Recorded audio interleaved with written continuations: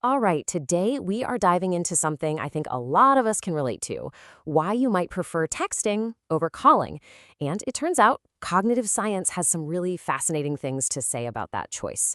This is all about how our brains are wired for communication in this crazy digital world. Okay, be honest. You've totally done this, right? The phone rings, maybe from a number you don't know, maybe even from one you do, and you just watch it. This little wave of anxiety washes over you, and you let it go straight to voicemail. But what if that feeling isn't about you being rude or antisocial? What if it's actually a clue to something much, much deeper in your cognitive wiring? So let's talk about that feeling, you know, the dread of the ring. It's a surprisingly common experience, way more common than you might think. And it's really the first clue in our investigation into why texting just feels better for so many of us. And that thought, I'll just text them back later, it almost always comes with a little side of guilt, doesn't it? But what if we've been looking at it all wrong? What if it's not about avoiding someone?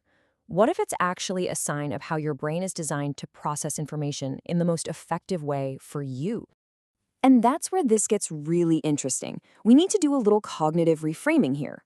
We're going to shift our whole perspective away from thinking this is a social anxiety thing and start looking at it through the lens of cognitive science. Because when we do that, we uncover a fascinating truth about our own communication preferences. So here's the big idea, the main takeaway, if you will. Preferring to text isn't a flaw. It's not a weakness. It's a cognitive preference. Your brain is basically sending you a signal about its favorite, most efficient way to handle communication. And that is a signal that is absolutely worth paying attention to. Okay, to really get this, we've got to break down the call versus the text. I mean, on the surface are both just ways to talk to someone, right? But to your brain, oh no. To your brain, they are two completely different worlds with totally different demands. So let's start with phone calls. When you're on a call, your brain is doing something called social monitoring, and it is intense. You're not just listening to words. You are tracking tone of voice, you're tracking the pace of the conversation, you're trying to read between the lines, all while thinking about what you're going to say next. It's this high-pressure, real-time mental juggling act. Now let's flip the coin and look at texting. Texting gives your brain something completely different. It's called reflective capacity. All that real-time pressure, it's just gone. You have the freedom, the mental space to actually process what was said, to consider your response, and to reply when you are good and ready. It's a much calmer, way more controlled cognitive experience. And this really lays it all out, doesn't it? On one side, you've got phone calls, high social monitoring, instant reactions required. It's basically a performance. And on the other side, you've got texts, high reflective capacity, you can give a considered response. It's cognitive freedom. You know, it's really the difference between being pushed on stage for an improv show versus sitting down to write a thoughtful letter. So, what's going on here? Why does our brain crave that quiet? This leads us to a really cool psychological concept that explains not just that we think, but how we think. It's why some of us need that quiet space to reflect before we respond.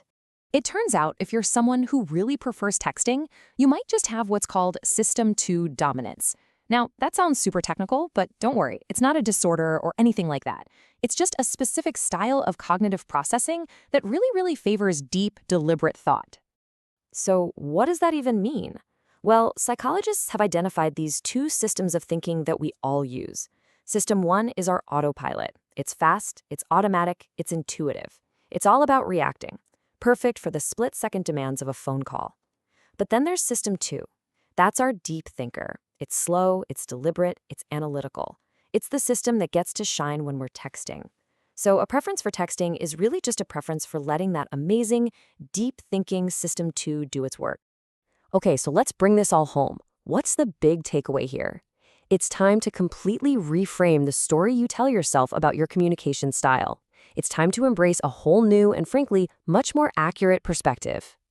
So the next time your phone rings and you feel that urge to just let it go, I want you to remember this. It's not a social flaw, it's a cognitive preference. Your brain is just showing you that it values that reflective capacity it gets from texting. It's telling you that it favors the deep, analytical work of System 2. You're not antisocial. You are a deep processor. You're thoughtful. And really, that leaves us with something bigger to think about. In a world that seems to be built for instant reaction, for speed, for being on all the time, what is the real value of quiet reflection? It's definitely something to ponder. Thanks for joining me for this explainer.